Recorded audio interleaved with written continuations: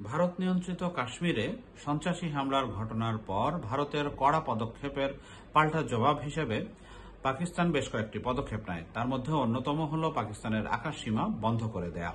এতে ভারতীয় বিমান চলাচলের ক্ষেত্রে দারুণ একটি জটিলতার সৃষ্টি হয়েছে।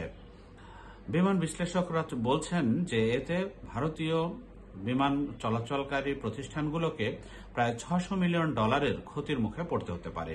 বাড়তি জ্বালানি খরচ এবং পথের দৈর্ঘ্য বেড়ে যাওয়ায় এই খরচ গুনতে হবে। এই খরচের পরিমাণ রয়টার্সের খবর অনুসারে যে 6,000 কোটি টাকারও বেশি।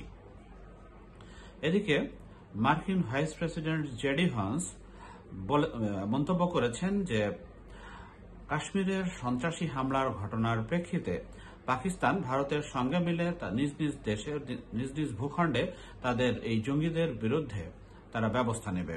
পরস্পর সহযোগিতার ভিত্তিতে জঙ্গি দমনে কাজ করবে তারা, এই আশা করে যুক্তরাষ্ট্র। একই সঙ্গে তিনি ভারতের প্রতি আহ্বান জানিয়েছেন যে এমন কোনো পদক্ষেপ যাতে ভারত না নেয় যাতে করে এই সংঘাত পুরো অঞ্চলে ছড়িয়ে পড়ে। মার্কিন টেলিভিশন চ্যানেল ফক্স নিউজে একটি অনুষ্ঠানে তিনি এই মন্তব্য করেন।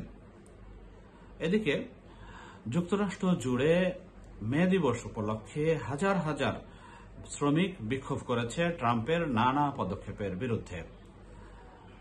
50501 নামে এই সংগঠনের ডাকে যে শ্রমিক সংগঠনগুলো একত্রিত হয়ে এই বিশাল এই বিক্ষোভের আয়োজন করে।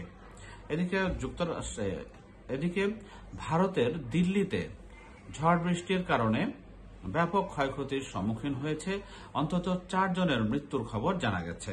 একই সাথে ইন্দিরা গান্ধী আন্তর্জাতিক বিমানবন্দরের ফ্লাইট চলাচলেও নানা ধরনের বাধাবিঘ্ন সৃষ্টি হয়েছে। ইউক্রেনের প্রেসিডেন্ট জেলেনস্কি যুক্তরাষ্ট্রের সঙ্গে একটি সমঝোতা চুক্তি, খনিজ সম্পদ ভাগাভাগি নিয়ে একটি সমঝোতা চুক্তিতে পৌঁছার পরে মন্তব্য করেছিলেন যে একটি সম্মানজনক চুক্তি ইউক্রেনের জন্য তিনি করেছেন। এই মন্তব্যের ঠিক পরপরই জাপোরিঝিয়াতে রুশ বাহিনী হামলা করেছে।